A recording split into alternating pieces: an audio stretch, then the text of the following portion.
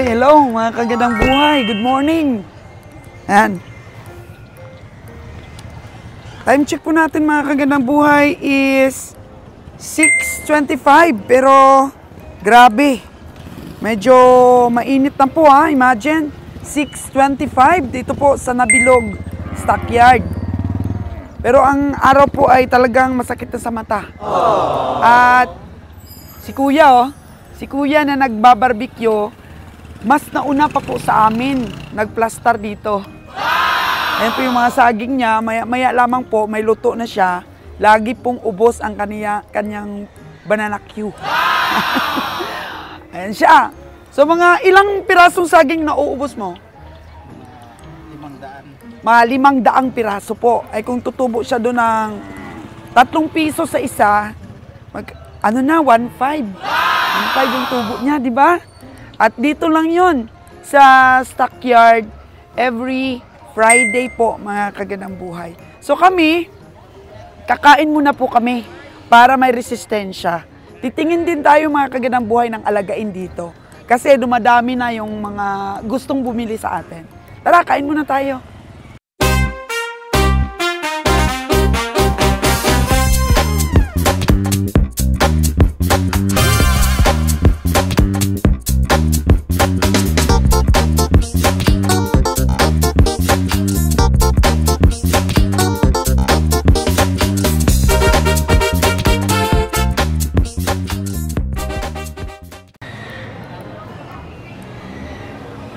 Ang aming pong team ay anim po kami ngayon.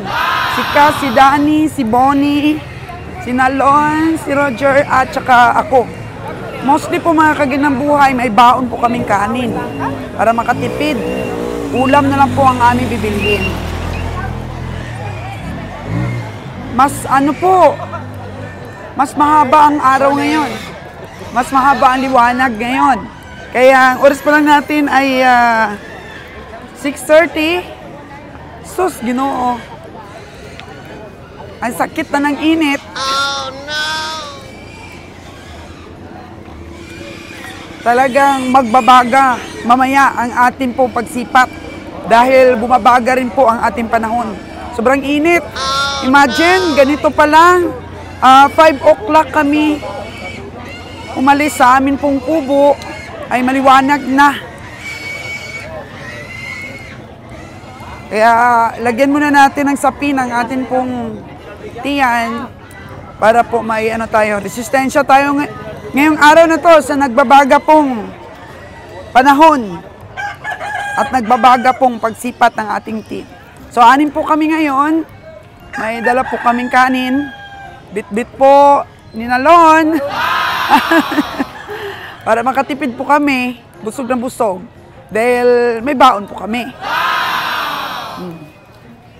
Yan ang aming team. Talagang super init ang panahon. Tingnan niyo mga kagandang buhay. Ang araw, 6:30 in the morning. Whew. Ang tabay po sa aming pamimili ngayon. Sa mainit at nagbabagang panahon. Mga kagandang buhay, nauna na si Kabayang Roger magmuya ng kanya pong napiling ulam. 2 hiwa po ng native na manok. At of course, kay Cass na manok, chicken feet din. Si Madam talagang lumalaki yung ni Madam yung pera. Lumalaki yung pera ni Madam. Dati, maliit lang tindahan niya. Ngayon, laki na. Yan po yung mga menu.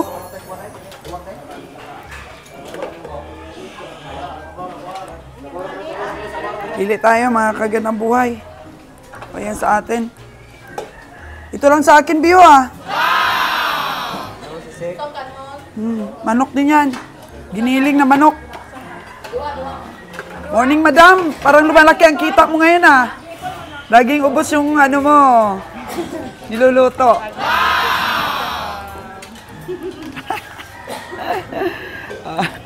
Nagbabaga po talaga ang panahon ngayon.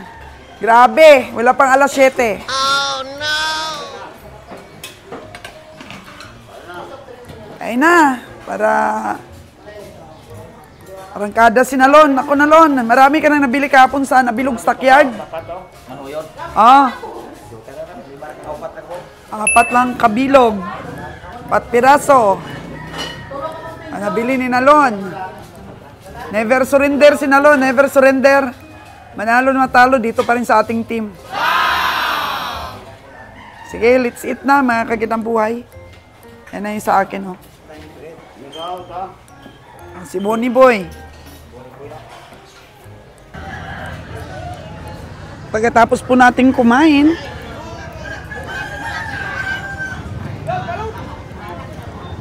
feature na po natin mga kagandang buhay ang mga kaganapan po dito sa Nabilog Stockyard. Every Friday po. At isa po ito mga kagandang buhay sa mga stockyard na may maraming kambing at mga baboy. Sooner po mga kagandang buhay ay meron na po tayong piggery sa Nabas. Kasi po yung isang grocery store po natin sa bayan ng Nabas, yung lagi ko pong binablogs na pulubi ko pong grocery store, gawa po ng light materials po siya, ay tapos na po ang kontrata. At di na po natin i-renew mga kagandang buhay. Nakapag-decide po kami ni Kabieng Roger na mag-farming. Yun po ang idagdag natin sa ating negosyo. At the same time po, mag-meat shop na po tayo. Meat shop na po at magsusupply po tayo ng karne. Lahat po ng kambing, baboy, baka, ay magbenta po tayo ng karne doon sa probinsya ng Aklan. At ang kagandang buhay, napakaganda po ng market natin doon dahil Boracay Island. So, kukunin po natin yung mga restaurant, hotels, at saka ano din, yung mga mag-wholesale sa atin na may mga talipapa. Supplyan po natin sila. So, dati po kasi nag-aalaga rin po kami ng mga baboy ni Kabieng Roger nung bagong mag-asawa pa lang po kami. Pagkatapos po, natigil lamang po yun dahil nagkaroon po ako ng trabaho sa radio. Siya na rin po ang kinuha kong aking personal driver. Kaya may experience na rin po kami sa pagpapatining po at saka po meron din po kami mga inahin dati. So, ito pong mga baboy na to ay, ang sizes po nito ay pang litsunin na. Dadalhin nila sa Cebu. Pero sa amin po, hindi po kami doon sa Aklan naglilitsyon ng ganito kalaki. Ito po tinatawag na mga baby litsyon, baby back ribs. Pero doon sa amin, pang-alagain pa lang po ito. Dahil mostly po, yung mga nililitsyon po doon sa aming lugar is around mga 50 kilos live weight. Hello po, good morning. So dito, ito po yung mga paborito ng Cebu na binibili. Pero pag mga ganito po kasi mga kagandang buhay, ang edad ng baboy, mabilis po ito ang paglaki. Ito po yung mga stage na mabilis na silang lumaki. Kaya hindi po kami nagbibenta doon sa aming lugar ng mga ganito dahil wala naman pong naglilitsyon doon ng ganito. Ganito pa lang kaliliit. Pero ang Cebu po talaga, ito po yung mga gusto nila. Yan. Dito ka po makakabili sa Nabilog Stockyard ang medyo maganda-gandang presyo po sa mga baboy. Tanungin natin ha, kung magkano na ngayon ang presyo ng baboy. Yan. Dong, magkano na yung ganito dong? Durox? Balaw, kay paman mahalay ni. Pila ni pila? Ariyo raman, 25. 2.5 po daw, mga kagandang buhay. Naku, kung sa amin lang ito. Talagang bibilhin ko yan, 2.5. So, tingnan natin mga kagandang buhay. Baka makabili po ako dito ng isang load na aalagaan po natin, ipapatining. Yan. Baka isang load po yung mabili ko dito. So, yan ay, magkano yan? 27. So 7 lang po dito. Oo. 2.4. 2.4 po ito, oh. Yan, oh. Ito ang dalawa. Oh, 3 to ang dalawa. Bagong lutas. Oh, bagong lutas. Bagong walay po. 3 to yung dalawa. Yan. Sa'yo yan, sa'yo? Oo. Medyo alanganin pa po yun. Pwede tayong bibili ng biik, yung medyo malaki-laki na. Kasi medyo tanghali na po ngayon, mga kagandang buhay. Kaninang umaga, marami nang nakabili. Ayan o, bagong dating. So yan, bagong dating po yan, for sale. Oh. Dito po sa Nabilog Stockyard, makakarami ka po talaga ng bili ng baboy. Basta tiyaga-tiyaga lang, kasi mostly po yung mga komprador dito, binibenta din nila sa ibang stockyard, mga baboy. Sooner po mga kagandang buhay, makikita po ninyo pagkatapos po ng bahay ng baka namin this week. Matatapos na po yun, ay magigiba po tayo ng mga bahay doon sa nabili nating lupa. Kadugtong po yun ng ng puguan ni Ron at saka Itikan. May mga kubo po kasi yung dati may-ari doon. Ano yun natin, gibain po natin yon at saka lagyan ko po ng dike dahil malakas po ang tubig doon pagka umulan. And then, ayusin po natin yon, gawin po nating piggery. So mag-umpisa po tayo sa mga inahin, mga kagandang buhay. Hanap po tayo ng magandang lahi. At least kasi yung target namin ni Kabiang Roger, mga 20 muna ang gawin nating inahin. And then po, maglalagay po ako ng tangkal o kural po para po sa ating mga patineers. So, hindi naman po nalungkot yung mga tao natin na magsasara yung isang grocery store natin. 5 years contract po mga kagandang buhay, magsi 6 years na po kami. So kailangan na po yung lugar para po i-renovate ng munisipyo ng Nabas. So ganun nga po ang sabi ko sa inyo, na pag nag-put up po tayo ng business at hindi po sa atin yung lugar, ay wala po tayong magawa kapag natapos na po ang kontrata. Actually gusto pa po na ipakonsume sa atin yung lugar hanggang gibain daw ng munisipyo. So, hindi pa alam kung kailan, maybe mga few months na lang, pero nag-decide na po ako na ang capitalization po na makukuha natin doon kapag ka po sinara natin, siyempre, mabibinta po natin yung laman, ay ipoput up ko po para sa farming po natin. Kasi, na-inspire po ako dito sa mga farmers sa Negros. Dahil, kahit simple lamang po ang buhay nila, kapag may mga hayop po sila, talagang sigurado ang future nila. Napapaaral pa nila yung mga anak nila at gusto ko po na maging inspirasyon din ng aking mga kabarangay, ng aking mga kababayan sa Aklan na dito sa farming talagang maganda ang kita. Kahapon kabiyahe, nasa Batulinaw, Manuyod, sa yard kayo. Ilan yung nabili nyo? 5. So ngayon, Parang masiro ngayon eh. Oh, no! Maraming komprador. Wala pang baka. Parang ganito ang nangyayari lagi sa Nabilog Stockyard, ano? Parang kumukunti yung mga baka dito. Ng konti lang siya, konti.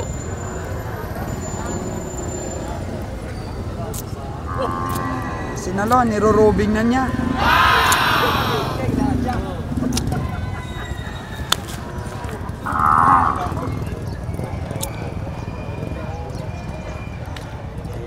Kamusta naman ang pakiramdam, Kabiang Roger, at sumisipat ka na rin ulit?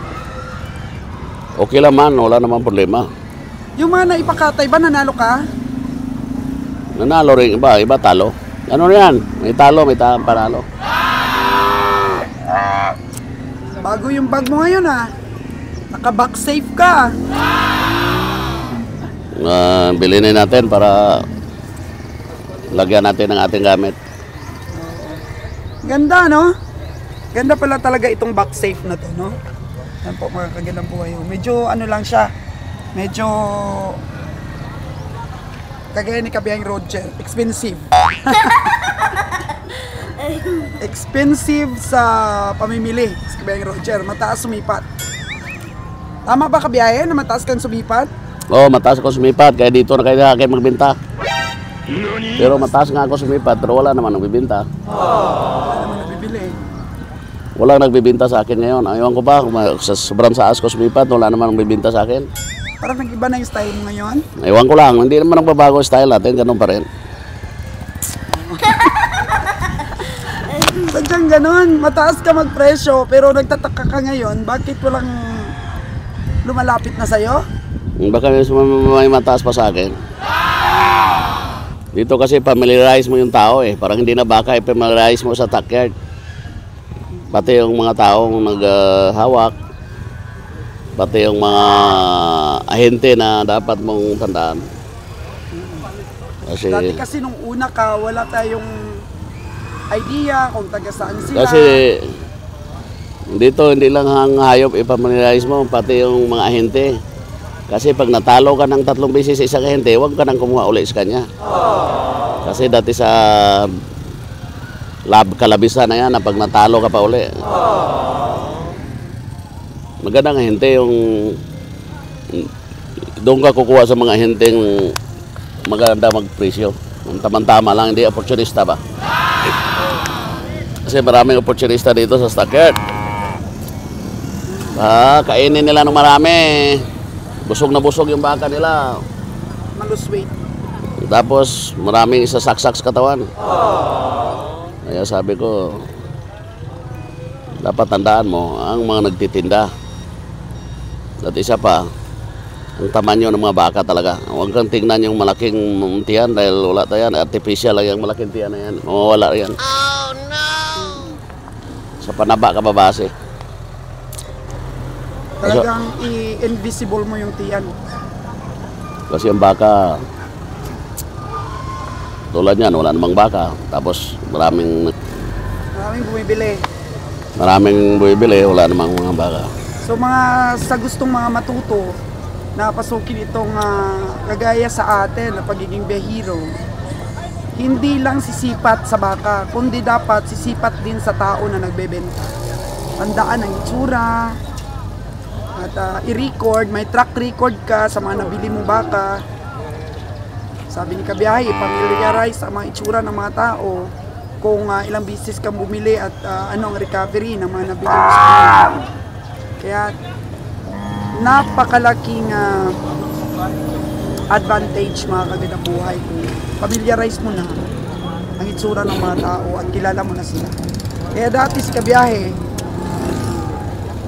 wala talagang kilala. So, nag-upisa talaga sa walang kaalaman. Study. Ngayon, almost ba kilala mo na? Kahit magtalikod, kilala ko na. Sila. Kahit magmas pa, kahit pa magpurong pa, tatarin niya ng purong mukha niya, kilala ko na yung mga yan. Tama, kagandang buhay. So yan po ang isang nag-gather ni Kabiyaheng Roger na kayamanan dito sa stockyard. Yung mga kaalaman niyang hindi na mananakaw sa kanya, kundi maipapasa po sa inyo ng mga viewers.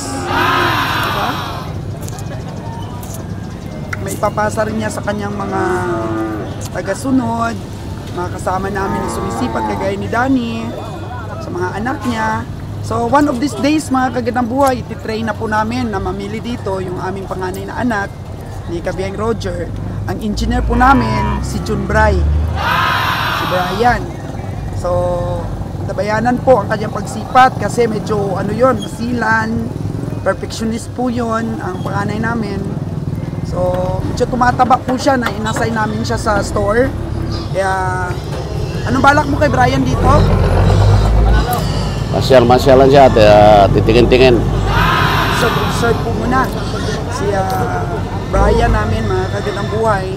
Kasi may confident na si Kabiyaheng Roger ngayon na i-training yung anak niya. Kasi yun nga, sa pagsipat, kung paano sumipat, pati yung agriculturist namin, dadalhin na dito sa stockyard. At pagkilatis din po sa mga ahente na lagi natin nakakasalamuha dito sa stockyard. May mga ahente na po kasi kahit gaano pa po yung rami ng baka na dala niya, hindi po sumisipat si Kabiyaheng Roger unless na lang po kung medyo pauwi na po kami. Medyo makikita mo na yung talagang itsura ng mga baka na dala nila. Kasi naihi na lahat. Ang laman ng tiyan. Bahala na kung hindi makakabili, basta ang tao na yan ay markado na. Markado na hindi dapat bilhan.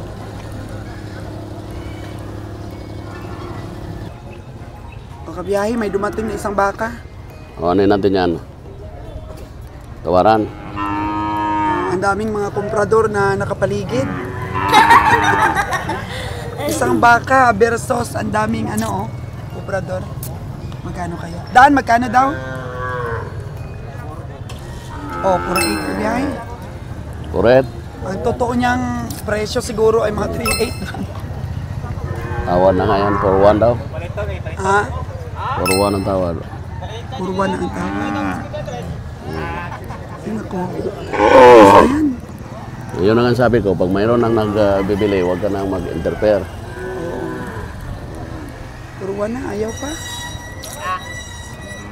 Ano yan? Maraming nag-i-inspire sa'yo kabiyahin supplyan sila ng mga upgraded. Walang problema yan kasi pag ginusto talaga nila yan, kusa naman yan sila magawa ng paraan. Kasi marami naman nagsusupply dyan, hindi lang naman si kabiyahin yan. Kasi mahirap din mag-supply, may risko yan kasi. Kaya nga pipiliin natin mga subscriber natin. Talagang upgraded, yun ang bibigyan natin. Wala pa yung kusina? Wala pa daw opisina kasi Sira pang kiluhan piling ang ito. araw. Dapat ito, maayos ng kiluhan na to. Sira pa. Dirik ang araw pero maaga pa. Ito kabiyahe, meron dito. Sa'yo to dong? Magkano benta? Bili na yan. Nabili na, magkano? Ha? Grabe kabiyahe, 5 to. Ito ngayon ang presyo. Tara. Huwag na tayo mamili. Kain tayo. Ganda sana pag nagawa ng kiluhan na yan. Pwede. Ano? Sabi mo? Kung nagawa ng kiluhan na yan, maganda sana may live weight, ganyan. Nakabinta ka ng live weight.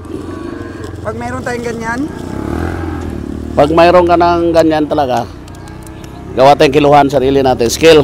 oo, gawa tayo. Skillan ba? Saan mo balak? Doon sa nabas. Sa Nabas? Para pag alagain is live weight lang? Skill mo. Pag tingnan mo kung gaano kalaki ng lumaki. Tingnan mo kung gaano na ang diligay niya, makakuha mo. Dapat bibili tayo ng skill. Magkano kayo maggasto ng kiluhan na ganyan? Yan siguro, pag lahat na, maabot sa mga sigit 100. 100? Mahigit. Mahigit 100 to, sa mga tubo pa lang niya, oh. Yung kiluhan niya mahal. Kiluhan niya mahigit 60,000. Ano ba? Dapat ganyan din ang paggawa mo, no? Hindi may hirapan ng baka. Kahit na hindi naman ganun kalaki ng tubo. Malaki tubo niya. Kahit maliit-liit lang na tubo. Kahit maliit-liit lang. May nakita ka bang magandang alagain dito ngayon? Wala eh.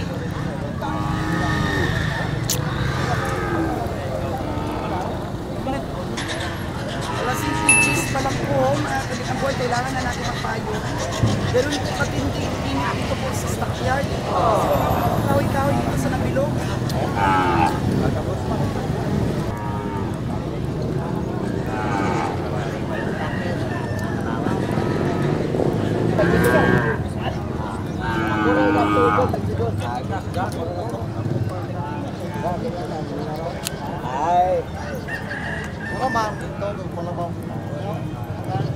Wala mabiling baka. Wala mabili lagayin. Wala. Walang alagain na maganda. Wala. Kaya po ginagawa namin sa bawat stockyard po ngayon. Naglilipot kami ng kotse. May mga spatan. Kano to? Magagandang upgraded. Sila? Sila? Wala po para pa uso. Usamos? Maubsan sa 20 na eh? Mira, boss. Okay. Gamay man kayo? Graded lang. Biyahe. Lawas maniwang.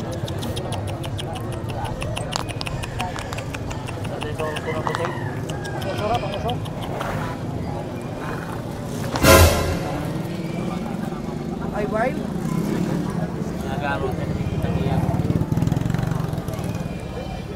Na. Babae po ito. Yan o, babae. Yan. Babaeng baka. Kilatisin po ni Kabeng Roger.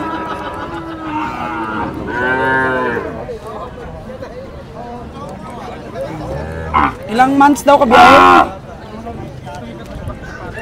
So, double purpose na po ngayon yung pagpunta namin sa mga stockyard. Gawa ng demand po ng ating mga subscriber na kailangan natin makakita ng mga magagandang upgraded. So, sisipat po kami para sa inyo, pero ma-assure po ninyo na siguraduhin natin maganda ang mga mabibili natin at saka kondisyon natin. Doon sa bakong po, mga kagandang buhay, magkikita tayo. Kasi meron naman po kasi mga farmers na masipag magpa-EI ng kanilang mga alagaing baka. Meron naman po mga farmers na tamad. Ayan.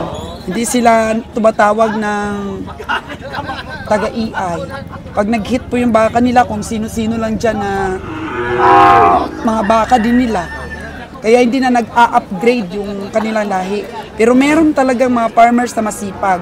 Talagang pag nag-hit yung kanilang mga baka, pinapa-EI talaga nila. So siyempre kung EI, maganda talaga ang lahi, maganda ang similya. So Brahman, kaya gumaganda po talaga ang pagka-upgrade ng mga anak ng mga baka nila. So yan po ang tsamba natin, mga kagandang buhay. Kung makakita tayo ng masisipag na mga farmers. Balikan po natin yung nanay ni Silver po. Naalala nyo ba?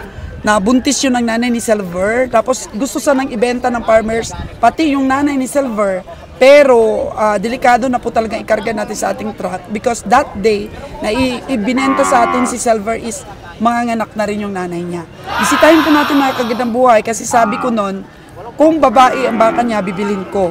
Pero ngayon po, dahil sa demand ng order, kahit lalaki, bibili natin yung anak ng nanay ni Silver.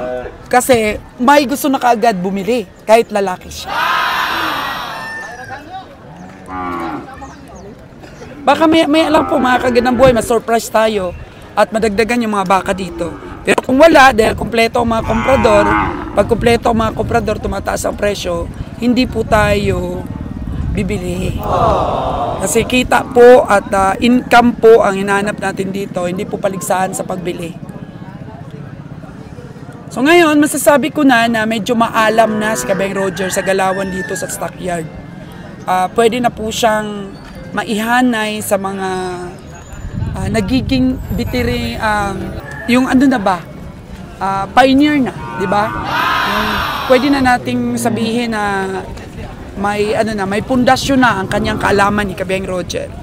Dahil dati, pagka alam niya ng presyo, 2,000 lang ang tinatawad namin, o tali mo na yan, ganyan. Pero ngayon, matinding sipatan po, mga kagandang buhay. Kasi marami po talagang mga viewers natin na nagko-comment sa atin na akala mo po ay may alam sa pamimili dito sa stockyard.